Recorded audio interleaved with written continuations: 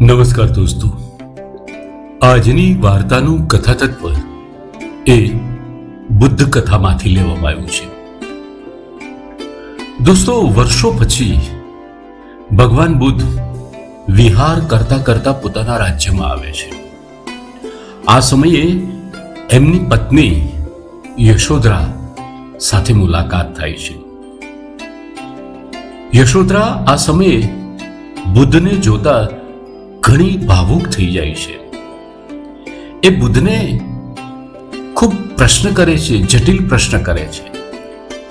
એ કહે છે કે હે રાજન, આજે તમે મારી સામે સંન્યાસી થઈને ઊભા છો, પણ મારે તમને પ્રશ્ન કરવો છે કે તમે મધ્યરાત્રિએ મને કહ્યા વગર, મને પૂછ્યા વગર અથવા તો મને જાણ કર્યા વગર મહાવિનિષ્ક્રમણ કર્યું, મને છોડીને જતા રહ્યા, તો તમને શું એવું હતું કે કલ્યાણના માર્ગ ઉપર તમે જાઓ છો એમાં હું અવરોધક બનત?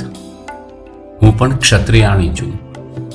તમે કદાચ મને એક અછડતો ઈશારો પણ આપ્યો હોત ને, તો મારું મસ્તક કાપીને તમારા ચરણોમાં આપી દે. તમારો આદેશ એ મારા માટે સૌથી મોટું સૌભાગ્ય ચિહ્ન છે. તમને મારી ઉપર વિશ્વાસ નહોતો કે હું તમને નહીં જવા દઉં? આવા ઘણા બધા સંવાદો યશોધરા બુદ્ધ સામે કરે છે. બુદ્ધ પોતાની પ્રકૃતિ મુજબ શાંતિથી યશોધરાનો પત્ની તરીકેનો તમામ આક્રોશ એ શાંત ચિત્તે સાંભળે છે. અને જ્યારે યશોધરા પોતાની વાત કહેવાની પૂર્ણ કરે છે ત્યારે કહે છે, યશોધરા બુદ્ધને સંબોધીને કહે છે કે તમે તો કશું બોલો. ત્યારે બુદ્ધ એમને ખૂબ સરસ જવાબ આપે છે કે હે દેવી, તમે જેના માટે કહી રહ્યા છો એ વાત સિદ્ધાર્થ સાથે જોડાયેલી છે. આજે હું બુદ્ધ થઈને તમારી સામે આવ્યો છું. તમને સાંભળે છે એ એક સંન્યાસી સાંભળે છે. એટલે તમારી વાત સાથે હવે મારે કોઈ અનુબંધ નથી રહ્યો.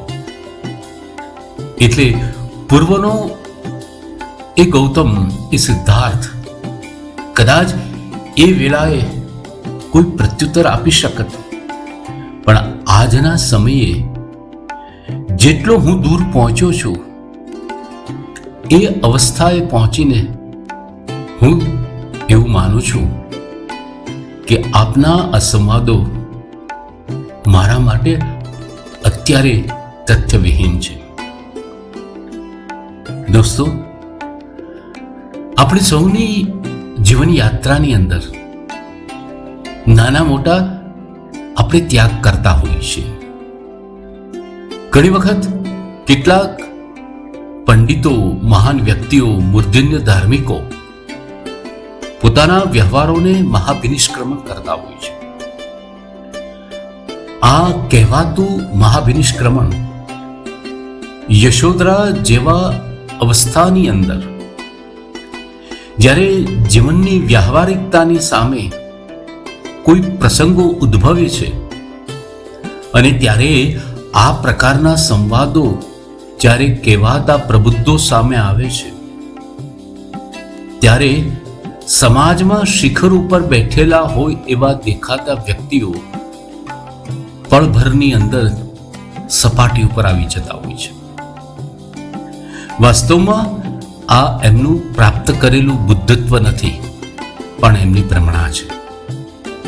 જ્યારે કોઈ અવસ્થા જ્યારે પ્રાપ્ત કરી છે ત્યારે એ મહાન સાધનાઓથી જે ઊંચાઈઓ પ્રાપ્ત કરી છે એ ઊંચાઈને જાળવી રાખવા માટે, એ સ્થિત પ્રજ્ઞતાને જાળવી રાખવા માટે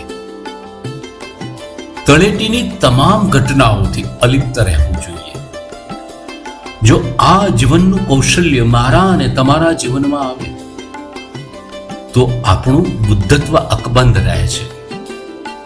બાકી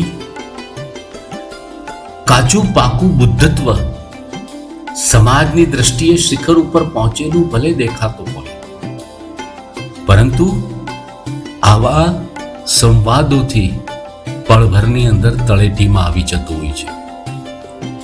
પોતાના બુદ્ધત્વને અખંડ રાખવા માટે પોતાની આગળ એક નિર્મોહી, નિસ્પૃહી અને અનાસક્ત કવચ એ સાથે રાખવું, જેથી કરીને જીવનની અંદર સાધનાથી કેળવેલું બુદ્ધત્વ એ ખંડિત ન થાય. એ જ સાચું બુદ્ધ કર્મ છે. ધન્યવાદ.